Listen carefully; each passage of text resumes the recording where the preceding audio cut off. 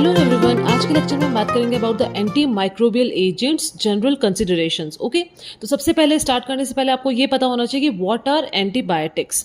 So antibiotics are substances which are produced by micro organisms and which suppress the growth of or kill other micro organisms at very low concentration. मतलब हम antibiotics को micro organism से ही derive कर रहे हैं और ये दूसरे माइक्रो ऑर्गेनिज्म को किल करने के लिए या उनकी ग्रोथ को रोकने के लिए हम क्या करते हैं, इसको यूज करते हैं, तो उसको हम बोलते हैं एंटीबायोटिक्स। ओके, तो पूरा डिटेल में एंटीबायोटिक्स की classification, which type of antibiotics are there, start करने से पहले आपको जनरल कंसिडरेशंस पता होने चाहिए एंटीबायोटिक्स की, that what all are the things which can be related to antibiotics. तो सबसे पहला है ड्रग रेजिस्टेंस, जिसकी आज हम बात करेंगे।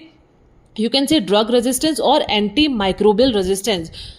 सी, इसको एक्सप्लेन करने से पहले I would like to tell you that antimicrobial resistance is a global threat. Okay, it is a very like dangerous sequence, or you can say it is a threat to human health, and it is a global emergency. WHO has stated that 2050 तक there will be annually 10 million deaths worldwide. Okay, so because क्योंकि anti microbial resistance बहुत ज़्यादा speed पे बढ़ रहा है। और क्यों बढ़ रहा है, कैसे बढ़ रहा है, ठीक है, वो हम बात करते हैं। क्यों बढ़ रहा है, वो क्यों है, बिकॉज ऑफ मिसयूज और over use of what, antibiotics. या तो आप प्रॉपर स्केड्यूल के हिसाब से एंटीबायोटिक्स नहीं ले रहे हैं, या मिसयूज हो रहा है, या उसका ओवर यूज हो रहा है, या अंडर यूज हो रहा है, ठीक है। इसको हम बोलते हैं, इस वजह से क्या रिजल्ट होती है कंडीशन, एंटी माइक्रोबियल रेजिस्टेंस। तो सी, ये जो ड्रग रेजिस्टेंस है ये नेचुरल और एक्वायर्ड होता है, ठीक है। एक्वायर्ड क्या होगा ये, तो it can be single step mutation और multi step mutation. Single step mutation किसमें होता है, स्ट्रेप्टोमाइसिन और राइफेम्पिसिन में, और मल्टी स्टेप म्यूटेशन किसमें होता है, एरिथ्रोमाइसिन, टेट्रासाइक्लिन और क्लोरेमफेनिकॉल में। अब ये जो ड्रग रेजिस्टेंस है, it can be transferred from one microorganism to other by gene transfer, which is also called as infectious resistance. तीन टाइप के प्रोसेस है, कौन कौन से, कॉन्जुगेशन, ट्रांसडक्शन और ट्रांसफॉर्मेशन। तो क्या होता है कॉन्जुगेशन में, हम कॉन्जुगेशन की बात करते हैं सबसे पहले। कॉन्जुगेशन में क्या होता है, it is a physical contact between bacteria and is responsible for what, multi drug resistance. मतलब दो बैक्टीरियाज हैं, उनके बीच में फिजिकल कॉन्टैक्ट होगा और उससे क्या होगा, there will be transfer of gene, ठीक है। कॉन्जुगेशन किस कौन कौन से ड्रग में फॉलो होता है, सी से कॉन्जुगेशन, सी से क्लोरेमफेनिकॉल एंड एस से स्ट्रेप्टोमाइसिन, ठीक है। देन सेकेंड प्रोसेस है हमारे पास ट्रांसडक्शन। इसमें क्या होता है, there is transfer of resistance gene through bacteriophage. Conjugation में क्या हो रहा था, there is physical contact of two bacteria, और ट्रांसडक्शन में क्या हो रहा है, हमें किसी की हेल्प लेनी पड़ रही है, और वो किसकी हेल्प है, बैक्टीरियोफेज की। तो बैक्टीरियोफेज कैरी करता है रेजिस्टेंस जीन, ठीक है, टू अनदर ऑर्गेनिज्म। एंड वो कौन कौन सी ड्रग्स में होता है ये process follow, penicillin, erythromycin and chloramphenicol. Then we have transformation. In this, there is transfer of gene through environment and it is not significant clinically, okay? And it is seen in what, penicillin G. तो अब हम देखते हैं mechanism of resistance की, resistance जो develop हो रहा है अभी हमने देखा, तो इसका मैकेनिज्म क्या है, तो कैसे कैसे रेजिस्टेंस डेवलप हो सकता है। सबसे पहला है डिक्रीज एफिनिटी फॉर टारगेट। मतलब क्या होगा, there will be altered penicillin binding sites, ठीक है, और पेनिसिलिन बाइंडिंग प्रोटीन्स जो साइट है, सपोज उसकी शेप इस तरह से थी, अब वो शेप क्या हो गई है, इस तरह से। तो जो भी ड्रग को यहाँ पर बैठ के काम करना है वो काम नहीं कर पाएगी, ठीक है। तो जो भी ऑर्गेनिज्म है वो अपने पेनिसिलिन बाइंडिंग प्रोटीन्स की जो साइट होती है उसको क्या कर देगा, ऑल्टर कर देगा, ठीक है। तो ड्रग वॉज डिस्टाइंड और was design to sit here, but अब रिसेप्टर क्या हो गया है, जो पेनिसिलिन बाइंडिंग प्रोटीन है ऑर्गेनिज्म के ऊपर, वो इस शेप का हो गया है, तो अब जो ड्रग है वो नहीं बैठ पाएगी। This is seen in what, pneumococci and staphylococci, okay. Second method is what, alternative metabolic pathway. देखो ये सबसे पहले हम देखना चाहेंगे किस में होता है, सल्फोनामाइड्स में होता है, ठीक है।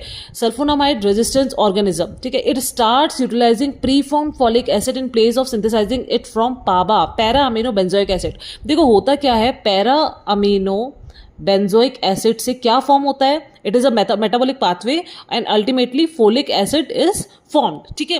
तो सल्फोनामाइड इस मेटाबॉलिक पाथवे पे एक्ट करके इसको प्रोसेस को, पर्टिकुलर एंजाइम को इनहिबिट करता है, ठीक है। तो सल्फोनामाइड तो इस प्रोसेस पे काम कर रहा है, बट ये बैक्टीरिया क्या करते हैं, ये इस प्रोसेस पे निर्भर होने के बजाय ये क्या करते हैं, जो एनवायरनमेंट में फोलिक एसिड अवेलेबल है ये उस फोलिक एसिड को यूटिलाइज करते हैं, that is pre form folic acid.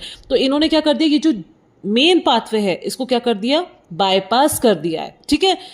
So this is seen in sulfonamide. Third is enzyme which inactivates the drug. देखो, अब कुछ एंजाइम होते हैं जो कि किस में पाए जाते हैं, बैक्टीरियाज में, कुछ ऑर्गेनिज्म में, जैसे क्या है, बीटा लैक्टेमेजेस, ठीक है। बीटा लैक्टेमेजेस किसको तोड़ेगा, पेनिसिलिन एंड सिफेलोस्पोरिन। क्यों, क्योंकि पेनिसिलिन और सिफेलोस्पोरिन का जो केमिकल स्ट्रक्चर है वो क्या होता है, बीटा लैक्टेम रिंग, ओके। तो बैक्टीरिया ने क्या किया, खुद के अंदर बीटा लैक्टेमेस एंजाइम डेवलप कर लिया, जिस वजह से ये क्या करेगा, इस एंटीबायोटिक को, जब आप कोई पेशेंट को इन्फेक्शन है and that patient needs penicillin antibiotic, तो वो क्या होगा, ये एंटीबायोटिक काम नहीं कर पाएगी, क्योंकि बैक्टीरिया में क्या है, अब बीटा लैक्टेमेस एंजाइम है, और ये क्या करेगा, इसको किल कर देगा, ठीक है। फिर क्या है, इसको इनहिबिट कर देगा या इसको काम नहीं करने देगा। फिर है क्लोरेमफेनिकॉल एसिटाइल ट्रांसफरेज, ये एंजाइम है, ये किसको इनहिबिट करेगा, किसका काम को इनहिबिट करेगा, क्लोरेमफेनिकॉल को। Then we have aminoglycoside inactivating enzyme, ये किसको इनहिबिट करेंगे, अमीनोग्लाइकोसाइड्स को। Next we have decrease drug permeability, or more precisely you can say decrease permeability of membrane. मतलब क्या हो रहा है, due to loss of specific channels, कुछ स्पेसिफिक चैनल्स हैं वो they are not present in the membrane, ठीक है। उस वजह से क्या हो रहा है, जो मेम्ब्रेन की परमेबिलिटी है वो कम हो गई, and these are shown by what, aminoglycosides and tetracyclines. Then the last method is what? Efflux pumps. मतलब it results in active exclusion of drug from resistant organism. मतलब अगर resistant organism में कोई drug है तो ये जो efflux pump है, ये pumps ये क्या करेंगे, उस organism में से अगर drug, उस organism में drug अगर चली भी गई है, सपोज किसी पेशेंट को कोई इन्फेक्शन हुआ, आपने टेट्रासाइक्लिन एडमिनिस्टर किया पेशेंट को, अब वो drug is going inside the organism, but ये जो efflux pumps हैं ऑर्गेनिज्म में, वो क्या करेंगे, इस ड्रग को बाहर की तरफ फेंक देंगे, ठीक है। इसकी वजह से क्या होगा, there will be decrease intracellular antibiotic concentration. मतलब कंसंट्रेशन जो हमें अचीव करनी है वो अचीव ही नहीं हो पाएगी कोई ऑर्गेनिज्म के अंदर, और it will result in what, decreased action of the drug, okay. So all these different organism work against different antibiotics, ठीक है। तो होता क्या है, जब भी कोई नई एंटीबायोटिक आइडेंटिफाई होती है, ठीक है, अब I have already told you in my previous video, कोई भी एक नई मेडिसिन को बनने के लिए कितने साल लगते हैं, एटलीस्ट 10 to 15 ईयर्स, ठीक है। सो इन 1980s और in previous around that era, that was the time जब हमारे पास बहुत एंटीबायोटिक्स आई थी, ठीक है। अब हमारे पास एंटीबायोटिक्स कम है और रेजिस्टेंस ज़्यादा है। तो होता क्या है, जब भी कोई नई एंटीबायोटिक आइडेंटिफाई करते हैं हम, तो pathogens rely on selection pressure to find a mutation that somehow allow them to thrive in presence of antibiotics. मतलब क्या है इसका, this is very important. Selection pressure क्या होता है, देखो, अगर कोई भी आपने किसी पेशेंट को कोई एंटीबायोटिक दी, ठीक है, अब पेशेंट को कोई इन्फेक्शन है, तो वहां पर क्या है, बैक्टीरियाज हैं, ठीक है। तो वो एंटीबायोटिक क्या करेगी, कुछ नॉन रेजिस्टेंट बैक्टीरियाज को तो किल कर देंगी। अब बचे कौन से, रेजिस्टेंट बैक्टीरियाज, ठीक है।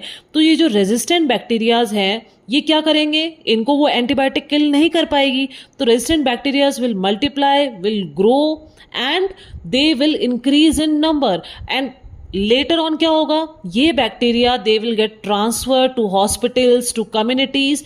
इस वजह से क्या होगा, अब आप एंटीबायोटिक तो वही सेम दे रहे हो, लेकिन वो एंटीबायोटिक काम नहीं करेगी। अब ये बैक्टीरिया क्या हो गए, जो रेजिस्टेंट बैक्टीरिया है वो डोमिनेंट हो गए हैं, ठीक है, and they have already spread to what, various hospitals and communities, ठीक है।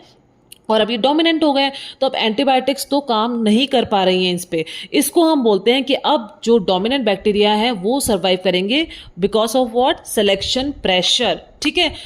एंड ये सर्वाइव करेंगे तो क्या होगा, आप जो एंटीबायोटिक दे रहे हो वो इन्फेक्शन को सही ठीक नहीं कर पाएगी, जिस वजह से क्या होगा, इन्फेक्शन ट्रीट नहीं होगा। तो इन्फेक्शन ट्रीट नहीं होगा तो क्या होगा, there will be long hospital stay of the patient, ठीक है, and this will lead to what, more cost, ठीक है। ये बहुत ज्यादा costly, it can be costly to the patient, and ultimately disease will not be get treated, ठीक है। इस वजह and it will again result in what, disease burden on the country and also worldwide. So this is the process of what, antimicrobial resistance, and this is a very important topic for pre-PG and your theory exams and viva question. Thank you for watching. Like, share and subscribe.